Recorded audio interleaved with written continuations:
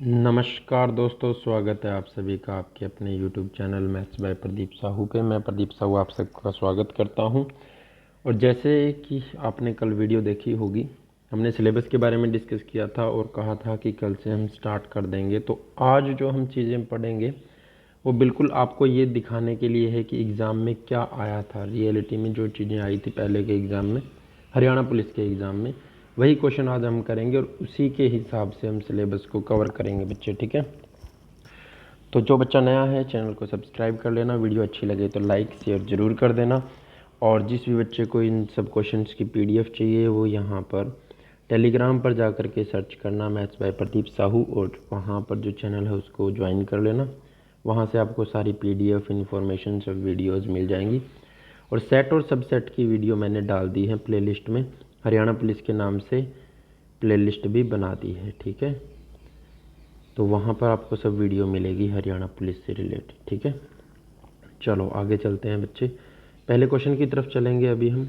Haryana police 8/2018 का जो exam हुआ था उसके क्वेश्चन हम करेंगे।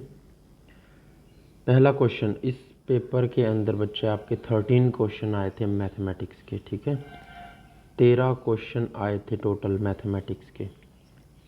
तो पहला क्वेश्चन क्या था, यदि P of n to n less than n factorial है, n is a natural number, यानी वो n क्या है, प्राकृतिक संख्या है, तो आपको बताना था Pn सत्य है n के लिए, कि n के किस मान के लिए Pn सत्य होगा। तो आपको पता है नेचुरल नंबर हमने क्लासिफिकेशन ऑफ नंबर में पढ़ा भी है पहले भी, और अब फिर से हम पढ़ेंगे।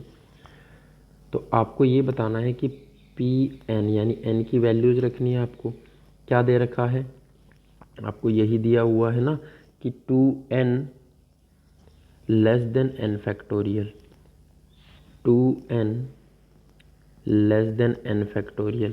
तो ये किस मान के लिए सत्य होगा, अगर आप 1 रखते हो n को तो इधर क्या हो जाएगा 2, और इधर 1 रखोगे तो 1 फैक्टोरियल होगा ना, वो तो 1 ही होता है। तो ये 2n लेस देन नहीं हुआ ना, यानी 1 के लिए भी ये पॉसिबल नहीं है।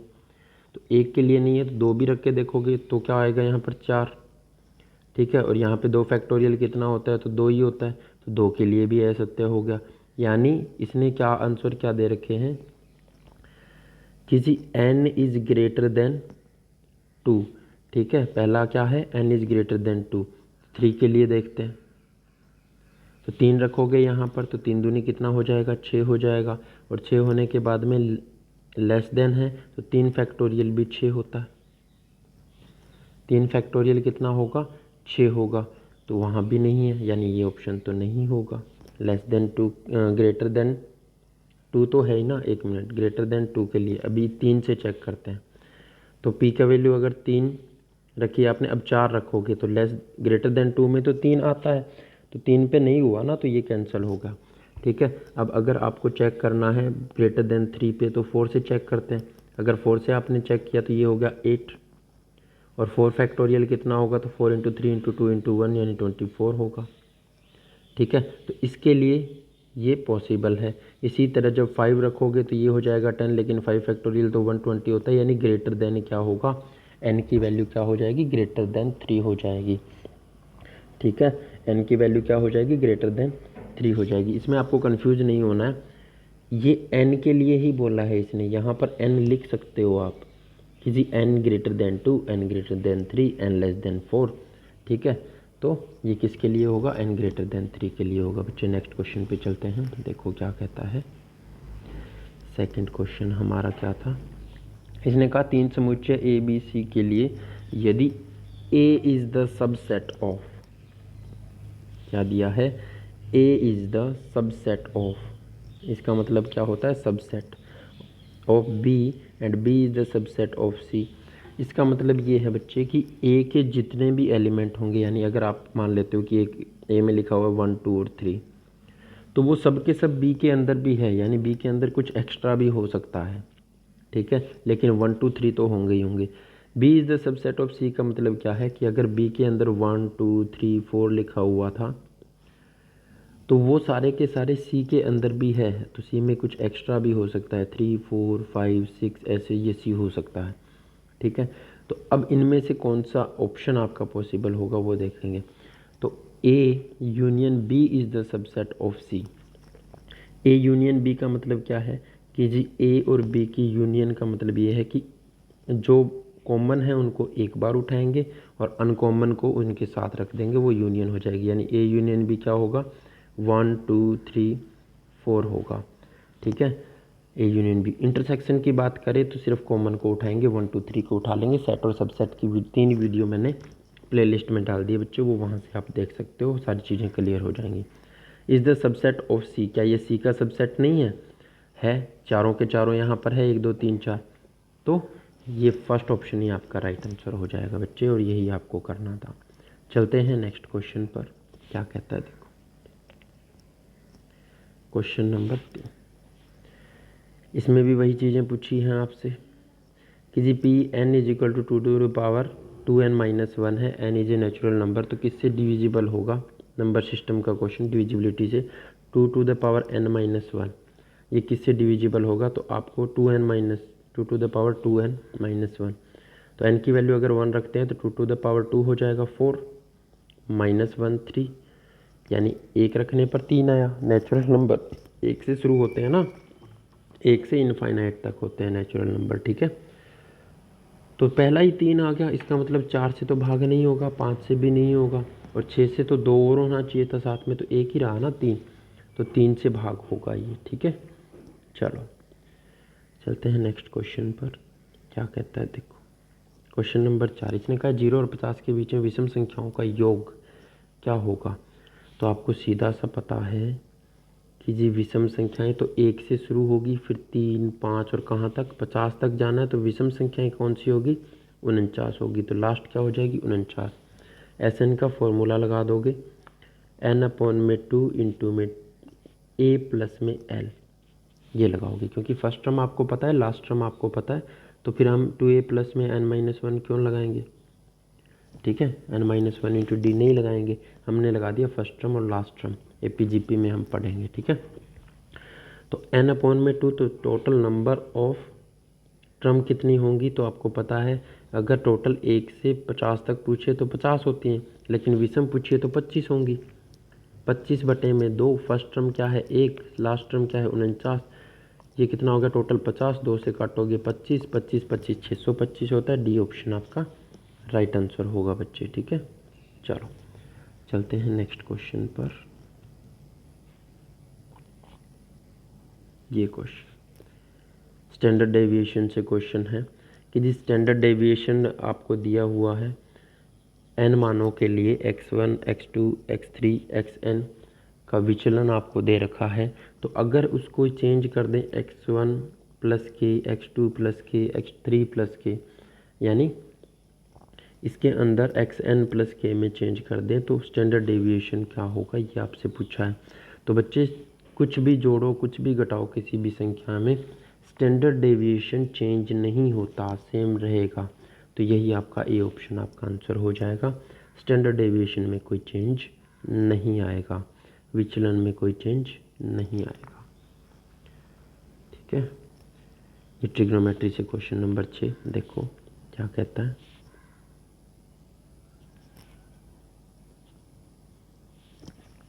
टेन 1 10 2 10 89 तक दे रखा है, इसका मान आपको बताना है, तो आपको हमेशा याद रखना है 10a इंटू 10b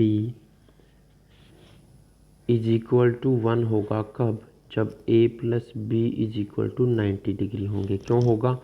क्योंकि आप a की वैल्यू यहाँ से निकाल सकते हो 90 माइनस बी, और a की जगह रख भी सकते हो 10 90 माइनस बी 10b। अभी इसकी वैल्यू प्रूव करेंगे ना 1 के इक्वल, तो 10 90 माइनस बी क्या होगा? कोट बी हो जाएगा, कोट बी इंटू में 10b, तो कोट बी इंटू में 10b 1/10b लिख सकते हैं ना इसको, कोट बी को, इंटू में 10b, तो ये दोनों कट करके क्या आ जाएगा? 1 आ जाएगा बच्चे। इसीलिए इन सब की वैल्यू क्या हो जाएगी? 10 1 10 89 कितना हो जाएगा? 1 हो जाएगा। कितना हो जाएगा?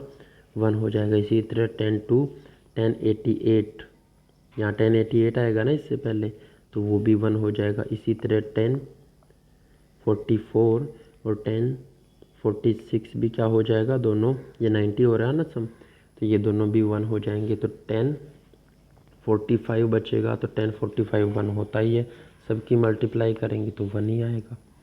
ठीक है, चलो आगे चलते हैं नेक्स्ट क्वेश्चन पर। क्वेश्चन नंबर 7 फिर ट्रिग्नोमेट्री से क्वेश्चन है कि जी साइन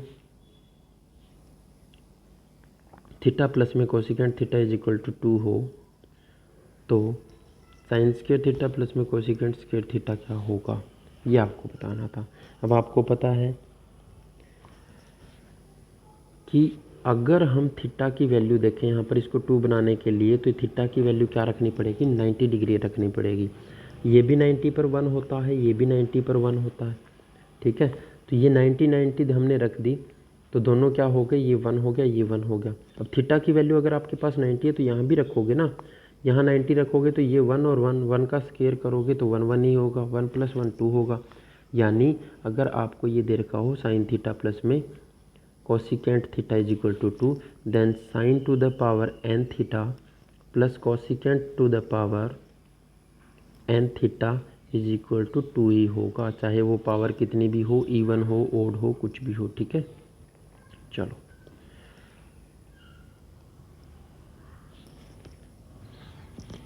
दो आवंटकों के विभवांतों का गुणांक दे रखा है, कोफिशिएंट ऑफ वेरिएशन दे रखा है, और उनके अंकगणितीय मान यानी अर्थमेटिकल मीन दे रखे हैं 30 और 25 है। तो उनका विचलन का अंतर आपको बताना है, स्टैंडर्ड डेविएशन का अंतर आपको बताना है बच्चे।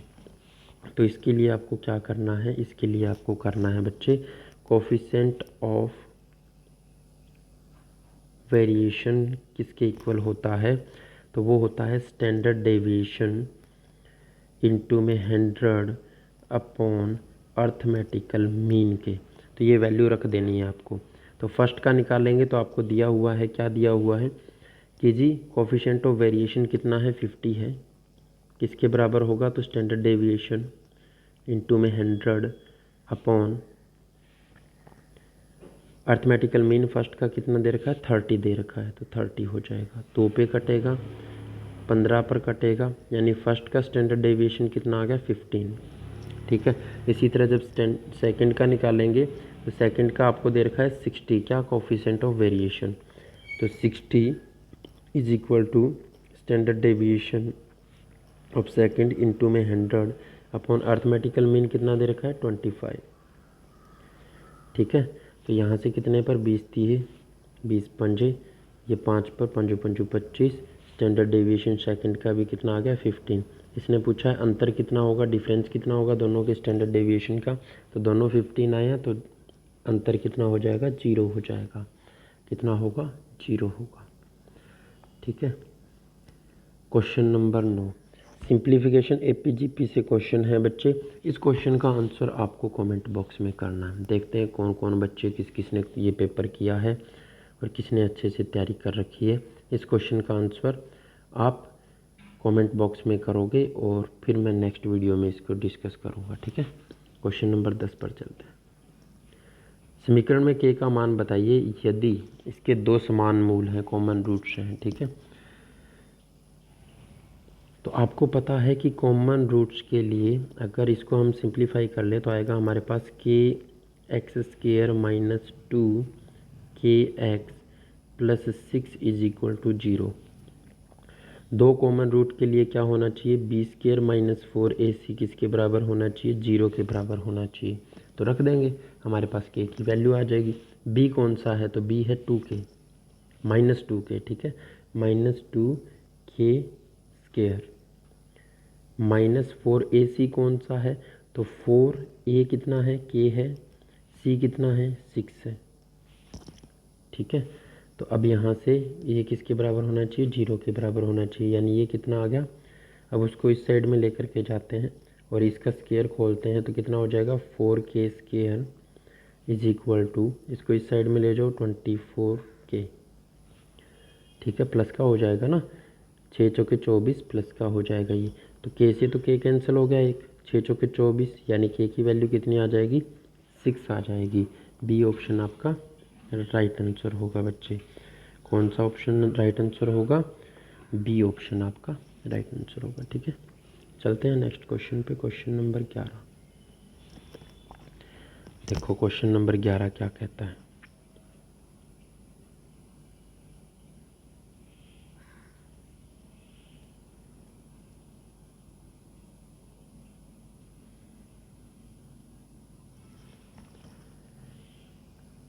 एक बैग में 5 लाल और 3 नीली गेंदें हैं। यदि बिना बदले यथायथित रूप से यानी एट रैंडम 3 गेंदें निकाली जाती है, एक लाल गेंद की प्रभाविता क्या होगी, प्रोबेबिलिटी क्या होगी? ठीक है, एक लाल गेंद आने की प्रभाविता क्या होगी?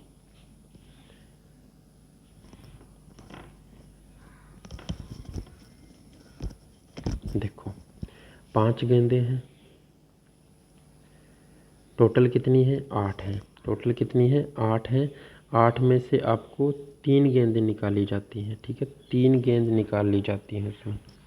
तो सबसे पहले 5 में से निकलेगी ना पहली 8 रैंडम निकाली जाती है, यानी वापस तो नहीं डाली गई थी।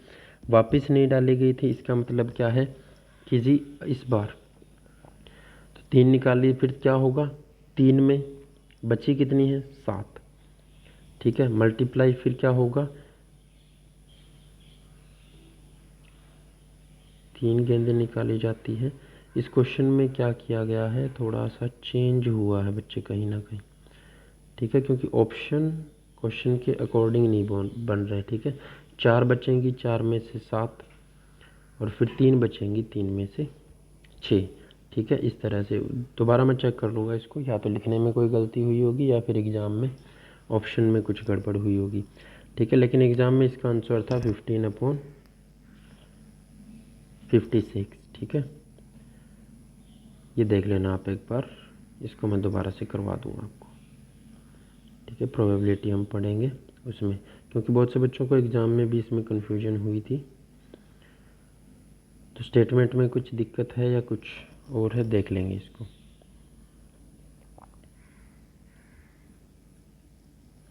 जब एक सिक्के को 6 बार उछाला जाता है तो संभव प्राप्तियां आपको बतानी है, पॉसिबल आउटकम। तो आपको ये देखना है कि सिक्के में इवेंट कितने कौन कौन से हो सकते हैं। तो हेड आ सकता है, एक बार उछालने पर हेड आ सकता है, टेल आ सकता है, यानी 2 इवेंट आपने लिखा 2। ठीक है, अब आपको ये देखना है कि कितनी बार उछाला गया, 6 बार, तो उसकी पावर में लिख देना है उतने ही पॉसिबल आउटकम होते हैं। तो कितना होता है? 2 की पावर 6 64 होता है। तो यही क्या हो जाएगा, आपका आंसर हो जाएगा सी ऑप्शन आपका राइट आंसर होगा बच्चे। ठीक है, क्वेश्चन नंबर 13। 60 विद्यार्थियों की कक्षा में 25 क्रिकेट खेलते हैं, 20 बच्चे टेनिस खेलते हैं, और ये लिखना था यहाँ पर कि 10 बच्चे दोनों खेलते हैं, क्रिकेट और टेनिस। ठीक है, दोनों क्रिकेट और टेनिस खेलते हैं, तो उनकी संख्या बतानी है जो ना तो क्रिकेट खेलते हैं ना टेनिस खेलते हैं। तो हमने बना लिया वेन डायग्राम कि जी ये बच्चे क्रिकेट खेलते हैं, ये टेनिस खेलते हैं, ठीक है, और ये दोनों वाले हैं। तो दोनों वाले कितने थे? 10। अब दोनों वाले 10 थे, तो आपको ये पता है कि जी कितने बच्चे? 25 बच्चे ऐसे हैं जो क्रिकेट खेलते हैं। तो 25 में से 10 तो ये खेल ही रहे हैं ना क्रिकेट, तो बच्चे कितने? 15। 15 सिर्फ क्रिकेट खेलते होंगे। ठीक है, 20 बच्चे टेनिस खेलते हैं, तो 20 में से 10 तो ये टेनिस खेल ही रहे हैं, तो 10 और बच्चे तो वो सिर्फ टेनिस खेलते होंगे। अब आपके पास सारे सवालों का आंसर है कि जी उसने ये पूछा कि सिर्फ टेनिस खेलने वाले कितने होंगे, तो वो 10 होंगे। सिर्फ क्रिकेट खेलने वाले कितने होंगे, तो 15 होंगे। दोनों खेलने वाले कितने होंगे, तो 10 होंगे। ठीक है, अगर इसने ये पूछा ना तो टेनिस खेलते हैं और ना क्रिकेट खेलते हैं, तो ये टोटल कितने हुए? 15, 10 25, 10 35, कितने हुए? 15, 10 25, 10 35। अब 35 अगर ये खेल रहे हैं 60 में से 35 या तो क्रिकेट खेल रहे हैं या टेनिस खेल रहे हैं या दोनों खेल रहे हैं, तो नए खेलने वाले कितने हुए? तो 60 में से 35 घटा देंगे। 25 ऐसे बच्चे हैं जो ना तो टेनिस खेलते हैं ना ही क्रिकेट खेलते हैं। तो सी ऑप्शन आपका राइट आंसर हो जाएगा बच्चे। तो ये थे 13 क्वेश्चन आपके जो एग्ज़ाम में आए थे मॉर्निंग शिफ्ट में, हरियाणा पुलिस कांस्टेबल के मॉर्निंग शिफ्ट के एग्ज़ाम में आए हुए थे। ठीक है,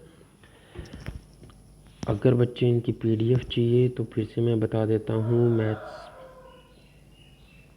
बाय प्रदीप साहू आपको सर्च करना है और उस चैनल पर आपको इसकी पीडीएफ मिल जाएगी टेलीग्राम पर, ठीक है। लिंक मैं डिस्क्रिप्शन में डाल दूँगा और उस लिंक से आप डायरेक्ट उस चैनल में चले जाओगे, उसको ज्वाइन कर लेना।